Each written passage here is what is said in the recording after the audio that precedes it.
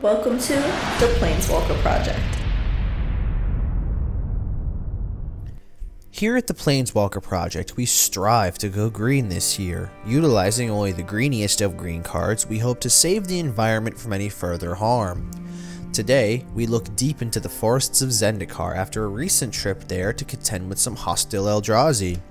And we found one of the local denizens, a once charming elemental named Omnath, had some very sharp words for us. Today, we will meet this great commander. Today, we meet Omnath, the Locus of Rage. Omnath, the Locus of Rage, is quite unlike his older self. While Omnath, Locus of Mana, wanted more green mana produced and may be a more viable Voltron build, the Locus of Rage offers a greater deal of aggression, going wide with elemental tokens and intense amounts of damage that they can deal. The ramp is still there, and we will use the power of Landfall to get a great deal of value. I personally adore the Landfall mechanic. It was my favorite part of the original Zendikar block. To be able to build a commander deck that uses this mechanic to a savage level makes me happy as a clam. We're in Gruul though, so no seafood, just big fat beasties. Let's dig in. We have a number of cards that'll give us powerful value out of playing our land cards. Magic is a game where we utilize the resources we have to the best we can, and in this deck our land drops are also used as a resource and they're going to be in great supply. Baloth Woodcrasher might seem a little underwhelming at first, becoming just an 8/8 with trample after we drop a single land, but once you begin seeing how many lands we can play per turn, this can get out of hand very fast. Budoka Gardener gets us out lands, and once we hit 10 or more, which is an easy feat, we can start pumping out huge elemental tokens each turn. Dragonmaster Outcast can churn out big flying dragons. Malimo and Zendikar Incarnate get stronger the more lands that we own. Rampaging Baloth gives us a 4/4 beast with every land drop. Scoop Mob will grow into a formidable threat that grows larger and larger each turn. Our commander even makes 5/5 elemental tokens, and for even more tokens, Zendikar's Royal makes elemental bears. But we will want to make sure that we have plenty of lands that come into play. To do this, we will run a package of spells that will give us extra land drops to maximize those landfall triggers. Elvish Pioneer, Frontier Guide, Mina and Den, Oracle of Moldiah, Sakura Tribe Elder and Scout, Walking Atlas, Burgeoning, Rites of Flourishing will all give us extra lands to be put into play. These are great starts, but we want more lands, more land drops. Some of these, using the landfall triggers in play, can become makeshift win conditions. Animist's Awakening is great to sink mana into, getting tons of land cards put into play, and if you can get Spell Mastery off, they come into play untapped. Boundless Realms will give us a ton of lands, especially if we run a lot of basics, which we do. Collective Voyage gets better the more mana each player invests, and while the other players may get some benefit off this card, we will benefit the greatest because of our landfall. We actually run an infinite combo of sorts that can kill off a player while ramping you out as much as you want. Amulet of Vigor, Perilous Forays, and Omnath. While Omnath is in play, whenever we drop a land, we'll get a 5/5 elemental token.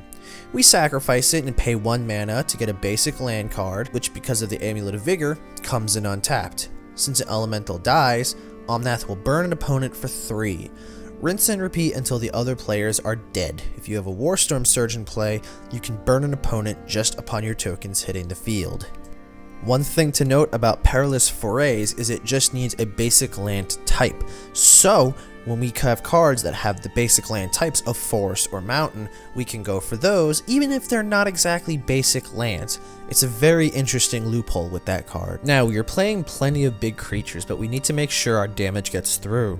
We run a couple of nice spells that will maximize the amount of damage an opponent takes. Overwhelming Stampede will end games if you have a large field of elemental tokens. Beastmaster Ascension will go off super quickly and give us huge buff to our board.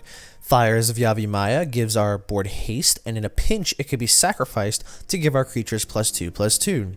A really interesting tactic is to swing with our hasty creatures, and after they've been declared attackers and before the damage is dealt, sack it to buff our creatures up further. Your creatures will lose haste, but once they're declared attackers that no longer matters. Gruul Warchant gives our attacking creatures menace, making it really hard to block a large army of attacking elemental creature tokens. I do want to mention that we do have some support for the creatures of the elemental tribe. We get more than enough of them into play to make it worth giving them some benefits, so we can run cards like the Flamkin Harbinger to fetch for an elemental card, Incandescent Soulstoke as a lord that can also drop an elemental creature in to get a quick hit and then be sacked at the end step. This combos nicely with Omnath should we want to get more damage in an opponent. Smokebraider gives us mana to cast elementals, which can be used to pay for Omnath or to use the Soulstoke's ability. Lastly, as a nice way to give a single creature haste, Flamkin Village asks to reveal an elemental to stay untapped when we play it. Now then, the most important part of this deck is the mana base. You will need to build a productive mana base to make the most out of this deck. The crucial basic lands are here in a relatively large number. We run 15 forests and 4 mountains. These are targets for much of our searchers, and of course you can run more or less as you see fit. Cinder Glade is especially nice here as it has the basic land types, so does Stomping Ground. Dryad Arbor is a forest and a creature, giving it double usage. Ghost Quarter is a card that I find a great unorthodox utility in blowing up my own lands for both mana fixing and getting an additional land drop. We can also use it to knock out an opponent's land if you need to keep them off tempo. Kessig Wolfrun is good for giving a buff to our creatures and giving it the trample needed to get that damage through. I choose to run a copy each of Karplusan Forest and Rootbound Crag, despite them not having the basic land types. I find their use comes in their ability to make both colors and the ease in getting them in untapped. Our last few lands are our fetch lands. The standard assortment of fetches are going to come in greater number here to give us the extra landfall triggers. So we'll run anything that has red or green available to us. Arid Mesa, Bloodstained Mire, Misty Rainforest, Myriad Landscape, Verdant Catacombs, Windswept Heath, and Wooded Foothills are my choices here. Omnath, the Locus of Rage, is a neat commander who is deceptively fast and strong. He might cost 7 mana, but we can reach that mana requirement a lot faster than expected using our ramp and land drop spells. I hope you enjoyed this commander profile. What do you think of this deck? Let us know down in the comments below. If you're interested in the deck list, we've included it in the description of this video. Be sure to like and share this video, and if you'd like to see more content like this, subscribe today.